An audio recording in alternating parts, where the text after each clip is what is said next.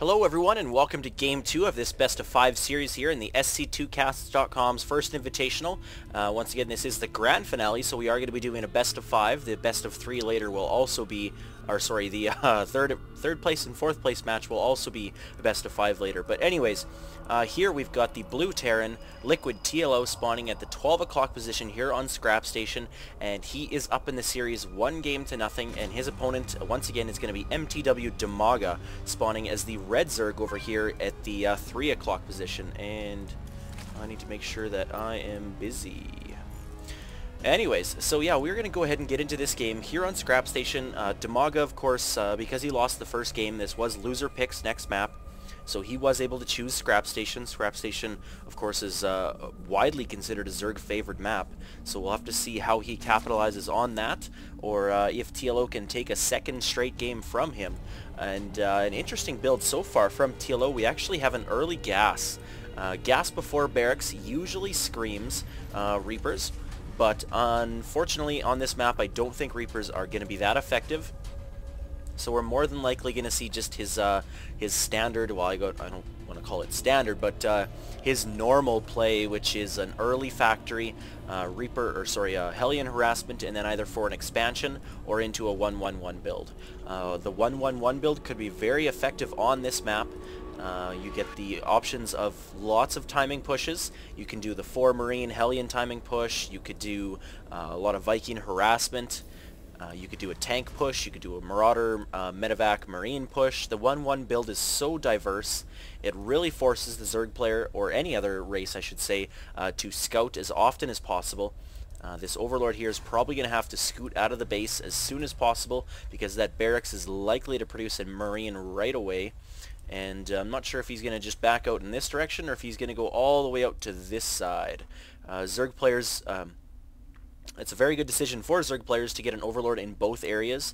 That way they can poke in from either side and see what tech the player is going for. No Marine out quite yet, as the factory is being put down, and also he wanted to save that minerals for his orbital command. So as soon as he can afford that Marine, I'm sure he will. Yes, it is coming out as well, and he's getting that supply depot up so that he is not supply locked later on in the game. So on the flip side here for Dimaga, we do see a fast expansion. This is one of his signature builds. He goes 15 hatch, 14 pool, 13 gas. It allows him to get his hatchery up fairly quickly at his natural. It allows him to get queens out a lot as well. And it allows him to get enough gas for Zergling speed or lair tech, depending on which route he wants to take. But the hatchery is finished. Instantly a queen is being birthed. And interesting, birth queen. I gotta get used to saying that. A couple Zerglings are on the way. No Zerglings yet, just metabolic boost. So getting the metabolic boost before he even gets any Zerglings, that's fairly interesting. But likely we're going to see a couple of Zerglings being produced pretty quickly to try to come and take this Xel'Naga Watchtower. It's a very good idea for the Zerg players to take the Xel'Naga Watchtower as soon as possible, to give them sight on incoming Hellions like this, or any type of incoming timing push. But already we've got one queen out, and a second is being produced at his hatchery. And likewise in the natural, we also have another queen coming out. So we're going to have 2 queens at both areas. That means we're going to have lots of creep tumors and lots of ability to spawn larvae, of course. And then, of course, if he needs to... I'm saying of course too much. So drinking game once again with SchickySC. Every time I say of course, you have to take a shot. But this Hellion isn't going to cause enough damage as it is. There's a second one coming in, but there's already Zerglings out on the field. Zergling speed is almost 80% done, and it looks like these Hellions will get roasted, or will get to roast a few Zerglings, but the queens are probably going to come and clean that up. No, the Hellions are going to continue to dance around the mineral lines, and they'll eventually go down, but it's going to take a few more shots to do so. In the meantime, he was able to kill off a few more drones. 1, 2... looked like 3 drones, but that extra Hellion coming in did absolutely no damage, as Zergling speed is done, and it looks like Dimaga may go for a counterattack. No, he is pulling back. Good option there, because at the moment he really would not have been able to do any harassment. There's already a Hellion out in the field, and there's a bunker coming up.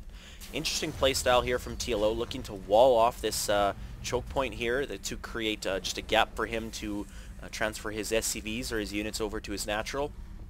Likely to try to keep these destructible debris up as long as possible. I know some players will actually put bunkers or units here to defend it just because they do not want it to go down this early in the game. So Dimaga here with a lot of queens, and it looks like TLO is actually going to be going for a double starport with Tech Lab into Banshees. Cloak is on the way, but I have to admit I do not like this choice. Although lair upgrade is not... Oh, no, lair upgrade is on the way. Dimaga has so many queens out in the field. 5, 6 queens right now, and no, there's no more in production right now, but that's just absolutely crazy. Lots of creep tumors out in the field, spreading that creep like crazy. And if you see, they all have a sufficient energy for multiple transfusions. Well, this one does, but the rest are just about getting to that 100 energy. And it looks like the Zergling's just going to run by the SCV that's holding the tower.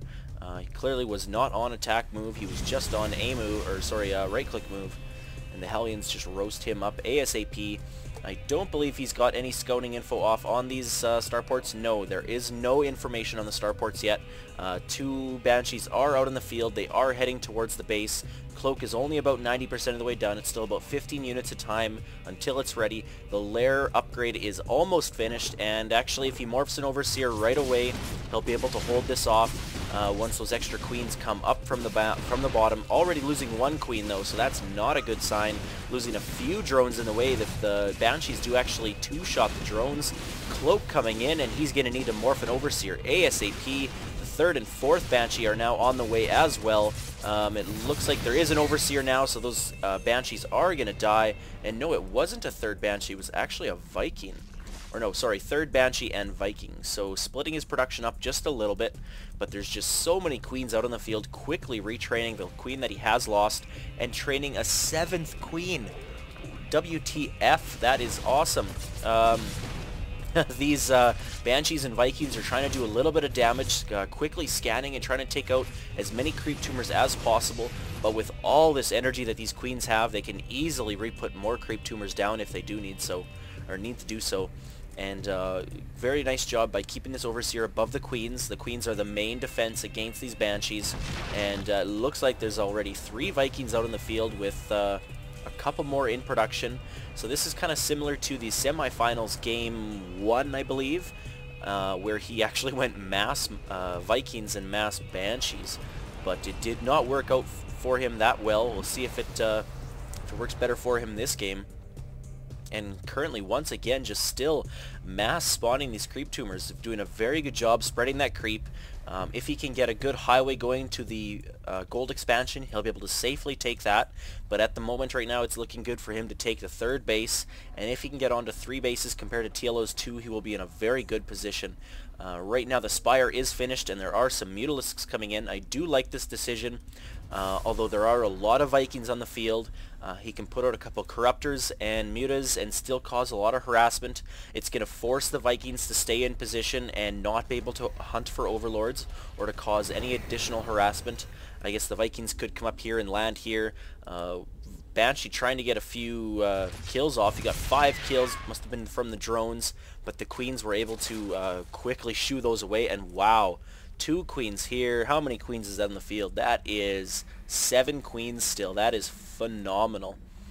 It's interesting that he's not really using them. Queens are a very defensive unit, but with the transfusions, he could make these Mutalisks last a very long time, or if he goes into Roaches or late game Ultralisks, he will be able to keep those alive as well.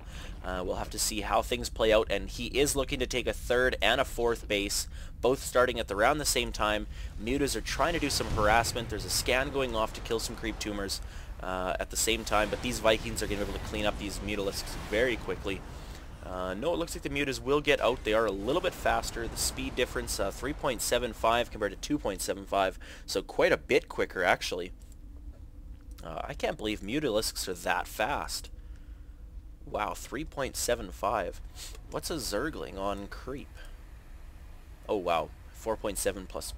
That's a lot. But anyways, Vikings coming in and wow, taking out a lot of Overlords. A lot of Mutalisks as well. But this is a very good position for them. They kind of need some fungal growth or something for these queens in order to chase these Vikings down. But with these destructible rocks here, the queens would be forced to take the long distance around, and the Vikings are free to land and kill off a queen. They may even get a few more queen kills, but no, the Zerglings are rushing in. The Vikings are forced to lift off. Queens doing a ton of damage to the Vikings, and the Mutas, although the queens were doing a lot of damage, the Mutalisks are going to get cleaned up. Overseers and Overlords just getting slaughtered. Looking at the units lost tab, we do see that TLO is in a fantastic position right now. He could safely, no, he no longer can, but if he would have been on the ball, he could have dropped down and picked off a little bit of this hatchery's health.